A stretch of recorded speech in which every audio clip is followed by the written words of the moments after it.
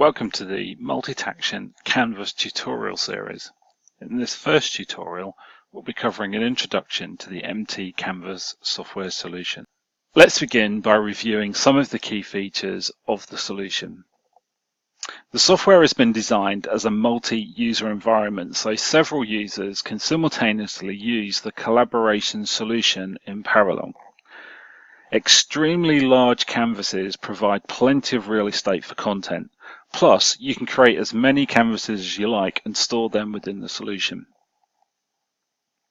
The solution also provides real-time note creation, which can use on-screen annotation if you happen to be on a device that supports that. If not, you can use the supplied virtual keyboard. Now, this is just like the brainstorming type meetings that you can have, but it has the added benefit that everything that's created is automatically digitally stored. You'll find the multitaction Canvas solution in various locations such as boardrooms, conference rooms, and specialist meeting rooms like war rooms, executive briefing centers, and collaboration suites.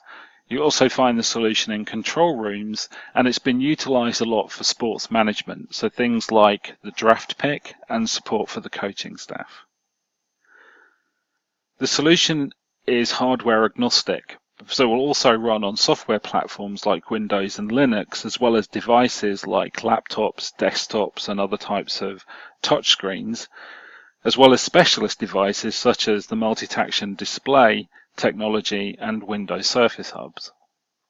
Now, as a multitaction software product, it fully supports all of the advanced features of the multitaction display, such as 2D code reading, unlimited simultaneous users, and infrared pen support. In addition to having multiple users on an instance of multitaction Canvas, you can also have multiple instances of Canvas itself connected together if you upgrade to the MT Canvus Connect plugin. One of the biggest benefits of the MT Canvus solution is its flexibility. Whilst it can take many different types of input, as well as being able to push output to different types of devices, the fact that the solution can run across different types of hardware means that customers look to this solution as a way of unifying their collaboration and communication strategy. Any type of HDMI feed, be that from another PC or from a video feed output from a different device, or an auxiliary PC that's sometimes used as a way of controlling content on another PC, can all be fed directly into the Canvas platform. You can also take a live feed as well as actually pushing in a flash drive to put content onto the platform, or bring in multiple webcams and control the live video feed directly on the canvas. Content on the canvases can be pushed out through another HDMI feed, which can then be put into a third-party vendor video conferencing system. So if you're a Cisco shop or a Polycom shop, or you've got some sort of standard web conferencing system, you can use Canvas to drive the content for that. You can also save content from Canvas directly to a flash drive if that's plugged into the USB. If you should opt to take the MT Canvus Connect plugin, you'll have the ability to connect multiple instances of Canvas together and have full geographic remote collaboration capabilities. You can also connect network storage, so bring content directly from, say, personal drives or from standard network drives directly onto the platform. Before we jump into the product itself and take a quick tour, let's just review how the menu system works. There's a three-tiered menu system within MT Canvas. There's an external and canvas control set of options, and these allow you to do things like pin the background so that it doesn't move around when you're trying to operate in one particular area of the canvas. It also gives you an ability to navigate through page markers. So if you want to use a large canvas as a presentation device, you can do that. It also is the place where you can select which canvas you want to work on. You can also control all of your inputs and outputs, whether those are video inputs or whether that's a USB flash drive, as well as outputs, and whether that's a video output or whether you're putting something back out to a USB storage device.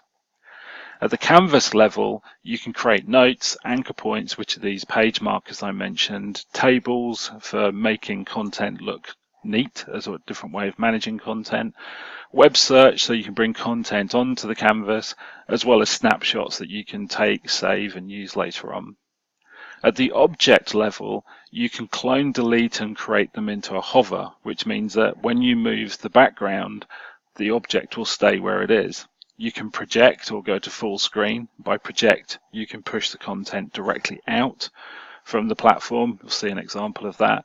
You can also change color if this happens to be a note object, and you can switch the header on and off if this happens to be a browser object. And that's really neat, because if you're using a browser-based report and you just want to get rid of all the browser headings and just have the content, you can do that quite easily.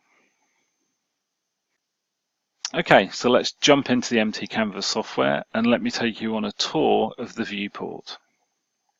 Let's begin by looking at the top here in the header section. You have the date and time as well as the name of the canvas, and this navigation area which shows you the entirety of the virtual canvas. And draw your attention to the small white rectangle. That represents the actual screen. So in my case, I'm using a single screen, so everything that's on that screen is in that white rectangle. If you were using a multi-screen video wall, so let's say you had 2 rows of 3 screens, then that entire viewport would be represented by that rectangle. So the rectangle always shows you what part of the virtual canvas you're actually looking at. Over to the right hand side, we see the menu options. Now the menu options, if you're on a larger display, will sometimes be replicated multiple times. So if you're in a very long display, and we have clients with up to 20 or more displays in a row, then the Canvas menu system will be replicated multiple times along the bottom as well as on the end here. And that's just for practical reasons, so that you don't have to walk the entire length of the display wall to be able to get to the menus. It's worth noting that the demonstration I'm doing today is not on a multitaction device. So you may see a couple of things on this display that aren't on yours if you're using a multitaction display. And the reason for that is that the multitaction displays have a unique capability with the camera system to be able to tell if I'm using my finger or hand or an infrared pen or an eraser. When you're using less sophisticated touch devices like I am here, I have to tell the device what context I want to use it in. In this case, I have a context switcher, which is this little menu here. So I can, just by clicking or touching on this menu, switch to either an eraser or a pen if I want to do annotation,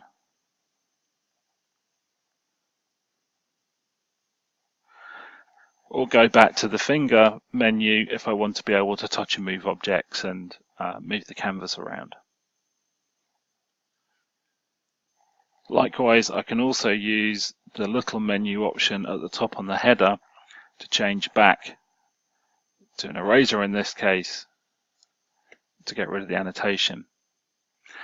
Now let's look again at the header and the navigation area. Okay, so I'm going to switch to a live camera feed now so I can actually show you something on how the canvas changes size and moves around. So if I draw your attention back to this area at the top here where the navigation square is, when I touch and drag the canvas, you'll notice that that area actually moves as well. As I navigate my way around the canvas, I can also change the size of the canvas just by dragging the finger points, and there's some content that I created earlier. But just to show you how significant the zoom is, at this point if I switch the context to a pen and do a simple, write my initials there, big and bold on the screen, but then notice what happens when I zoom out, give you an indication of just how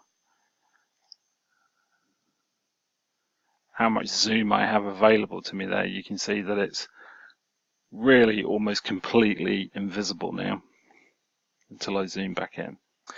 So let's quickly review the menu options that appear down the right hand side here. So I can pin or unpin the canvas, and that has the effect of me being able to move the canvas background around or not. The next menu gives me a series of options to do with page anchors, being able to select multiple canvases. So in here I can create a new canvas if I want to, or switch to another. It gives me information about the canvas version that I'm using. I can also exit the solution from here. The next one down is my inputs, and here I've got two inputs defined. One is a PC and the other is the built-in webcam.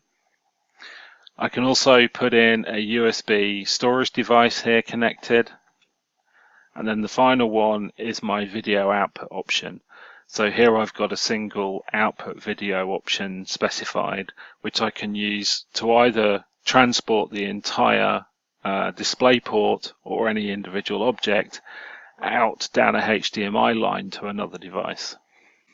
So to quickly recap on the display area, we have the header area up here at the top, which gives us the date and time, the name of the canvas and the navigation space. I have here a note that's been created. I've got a web browser here. Here I've created a table, and this is great, particularly when you have notes. If you want to organize things and make things look neat on the display, this is a super way of doing that. You can also put live video feeds into the table and use it like a video controller, and we can talk about that a bit more in one of the later tutorials. In fact, we'll go through all of the menu options in some of the later tutorials as well. The menu bars down the right hand side, and remember this might be replicated if you're using a much larger multi-screen video wall. And the context switcher, which I have on this system because I'm not using a multitaction display. If you're using a multitaction screen, you won't have this context switcher because you won't need it. So that concludes our first tutorial in the MT Canvus series, the introduction to the software. Thank you for watching.